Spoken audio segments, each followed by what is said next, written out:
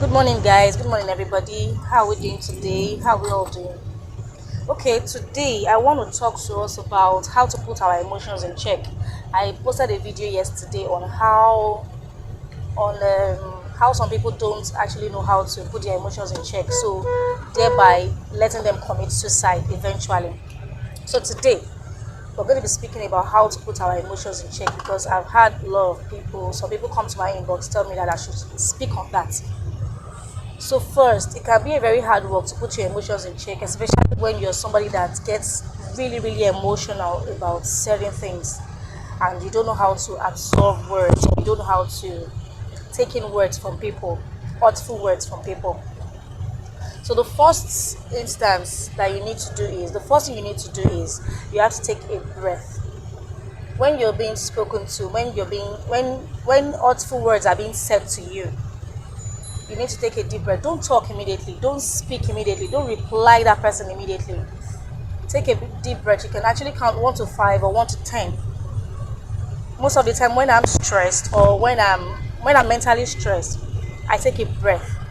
I count 1 to 10 so that I don't speak out of anger. Do we get? So I don't speak out of anger. Sorry, today's video will be a very fast one because I need to get somewhere quickly. Okay, so before I continue, my name remains Valeria Makanwoji, your certified relationship and self-discovery coach and your marriage mentor. People call me Coach Valerie. So I said the first one is take a deep. So the first one I said is take a break, or take a breath rather. Take a breath. When somebody says something hurtful to you, take a deep breath. Process your words before you say them out. That's number one way of keeping your emotions in check. So number two is take a break. You see, there are some times that a blow comes to us in life. Something very, very strong will come to us in life. Probably, okay, let's take for example, you've been dating this guy for 5 years, 7 years, and you are this kind of person that does shakara a lot. And you post his picture every now and then on social media. You are this person that showcases your relationship on social media. So everybody knows that, okay, you and this person, you're together and all. Do you understand? In a moment of it where something happens between the two of you, you need to take a break. Auntie, uncle, see, it's always advisable to take a break from social media. Always advisable to take a break from work. Always advisable to take a break from people that you know that will mock you, that will be negative, that will keep saying negative things in your life. Take a break. Suicide is never an option. So, see, when you die, that person you are dying for, that person you want to die because of, will marry another person, will be with somebody else. Do you understand? The person will be with somebody else. So you need to understand that. So you just need to take a break off social media. If you're not on social media for 1 year, trust me, people will just talk and like, this person, where has she been? But at the end of the day, they don't care. When you're not like, oh, you were not on social media. Oh, really? I didn't even notice. Oh, sorry. Do you understand? So your expectation, like, people, what would they say? What would they leave people out of the equation? And concentrate on yourself. Take a break. Take a break from work. You can actually go tell them at work that, okay, you need 2 months leave. And if you know that is suicide that is coming to your head, quit the job. If you die, at least you have quit the job like that. So quit the job so that you will move away for a little. If it's that environment you need to change the environment. Take a break from everybody around. Surround yourself only with positive people. Do you understand? It is something that has worked for me over time. So I believe that it's going to work for somebody too. So that is number 2 strategy of how to put your emotions in check. So number 3 is take inventories of your triggers. Take inventories of your triggers. See, there are some things that triggers our emotions. Yes, we can actually be seeing a movie now and maybe the guy and the girl, they are so much in love and they are kissing and all of that, and you now start crying. You now start crying and be like, this is the same way me and Chima was last year, and now he has broken my. Yeah, take inventories of your triggers. There are some things that triggers our emotions.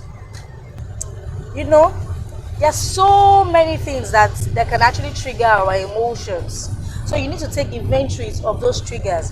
Okay, maybe you've been trying your possible best to amount to something in life. You've been trying your best to be the best you can, and maybe your parents are having a bad day, or your husband is having a bad day, your wife, your spouse are having a bad day, and you just come and they just tell you you are useless, you can never amount to anything, you're worthless, and all of that.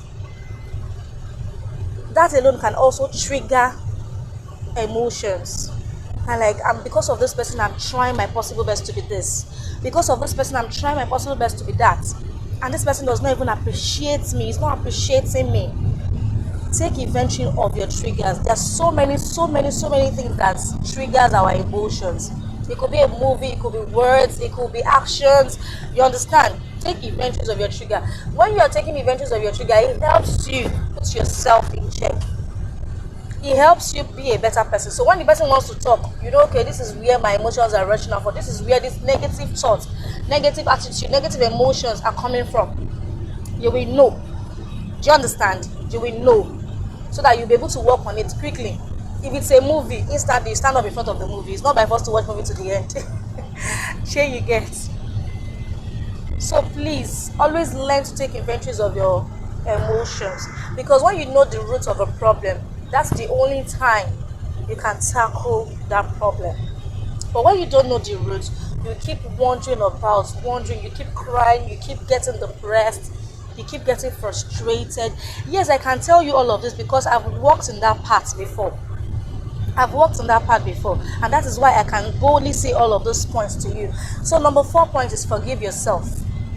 Now, you're not the first person to make that mistake. You're not the first person to fall into that bullshit, that deep shit. You're not the first person. It has happened to 1,001 people, and it's going to continue happening to people again. Because we never learn until we have made one mistake or another. So you need to forgive yourself. Learn to forgive yourself. You've done it. Forge ahead. Forgive yourself. And number 5 is be grateful. Be grateful for what you have, for what you don't have, for what you're going to have. Be grateful for life. Be grateful that you didn't even enter inside marriage and you got a divorce. Be grateful that it's just the relationship that broke. Yes, 16 years relationship, 12 years relationship can break. What about a marriage of 30 years that is breaking? What do you want those ones to do? Where do they start from?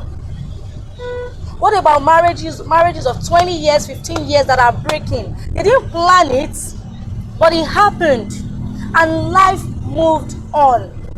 Life did not stand still because of them. If you die, life will not stand still because of you.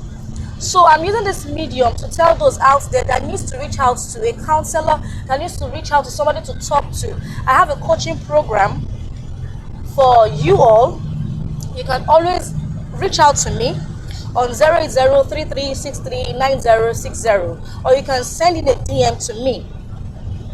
We can walk through it together. If you're having a problem and you don't know how to go about it, you don't even know how you're going to start up your life once again. I've walked in that shoes before, so I can help you out. So I want you to subscribe for this my coaching program, 1 month coaching program, and you'll be glad you did. Because falling into depression is not something that you plan for. Sometimes it just happens. Of getting frustrated is not something that you just want to plan for. It's not something I say, today I must be frustrated. No, it just happens. Life happens.